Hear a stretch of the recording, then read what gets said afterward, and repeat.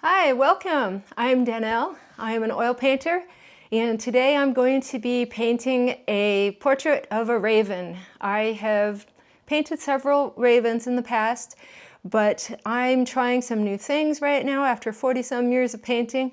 And today, a new challenge for me will be painting smaller. I'm painting I think it's an 8x10 canvas. And another thing I'm trying is painting on a colored ground. So we'll see how that goes. I hope you pick up a few tips. If you like these kind of videos, I'm making 2 or 3 videos per week about my sketching, my sketchbooks, outdoor and plein air, and also some of these painting videos. I'd love it if you subscribe. I'm really excited about building a community here of like-minded creative people. And if you enjoy this video, give it a like. Let's get to painting. So this is what I've done to get prepared for this painting. I first sketched this from this reference. I do not know why I printed this out so small. It's difficult to see, but mostly I just wanted the lights, the darks, the basic forms. I like to sometimes put in a little arrow to remind myself where I want the light source to come from, so I know where to put in the darks and the lights. So just kind of get the basic. Then I used my projector to get the portrait on my canvas, which I have prepared with a pretty warm colored neutral ground. The raven will end up being a pretty cool color because that's what they are like. I also made it a little bit larger.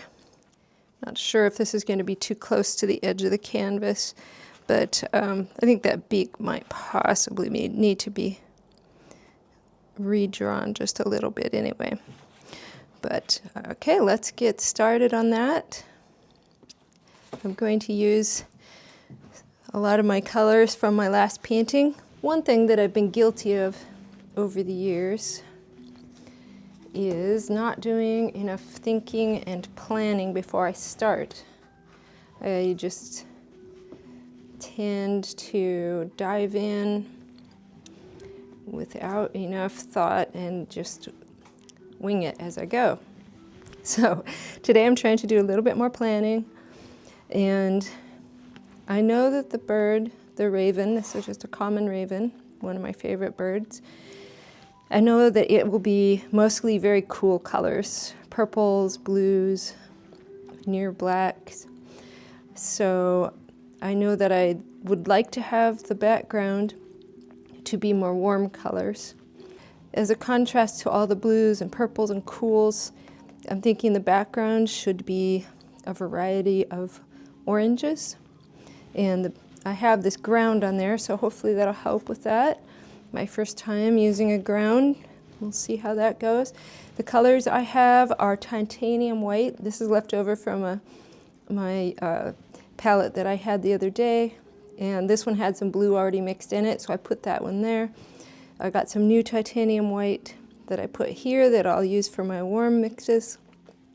I have lemon yellow, cerulean blue, ultramarine blue, my brand new alizarin crimson, my ivory black, yellow ochre, cadmium yellow light, and cadmium red light.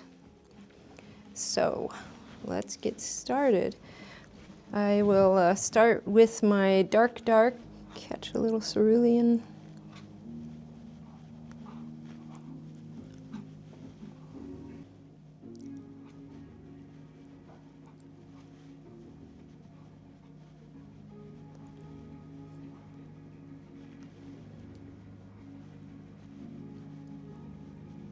Use this large brush.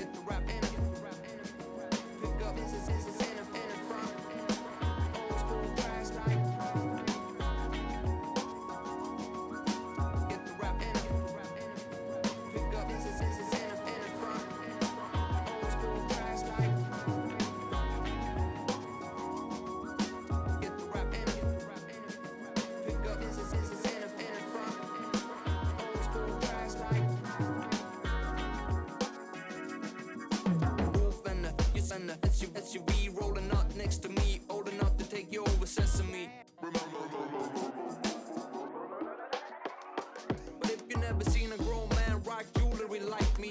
Jealousy be coming over you, then you bite me. All these other people, they be cool and just like me. Talking about the homies and I usually write me. Rap and pick up this is in the front. Old school trash like roof and you send the SUV rolling up next to me, old enough to take you over Sesame.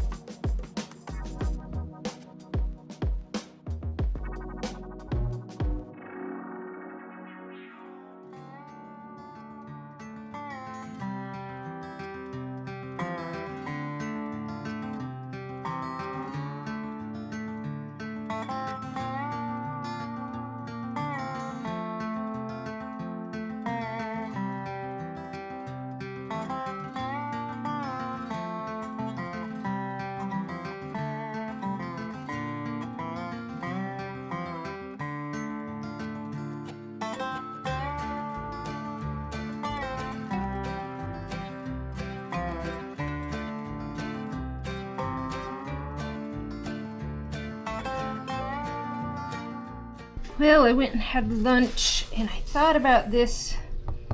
Because I am not used to painting animal paintings alla prima, all in one sitting, I tried to do what I would normally do, which is to put some of the background highlights in these feathers that are catching light. But the wet on wet paint, I think my underpainting was too thick, too fatty. And instead of laying on top to look like a highlight, it just looks weird and green and ugly. So rework this. That is not a pleasant color. It's not what I wanted.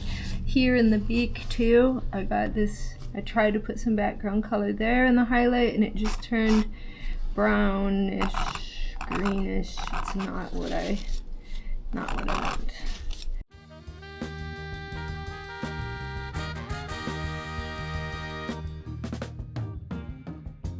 We can do better.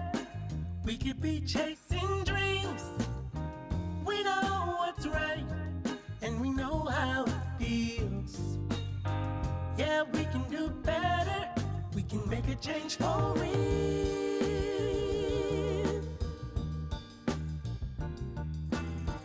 Yeah, we can do a lot better. We can be facing fears. We know what's up, and we know how to get there. Yeah, we can be stars.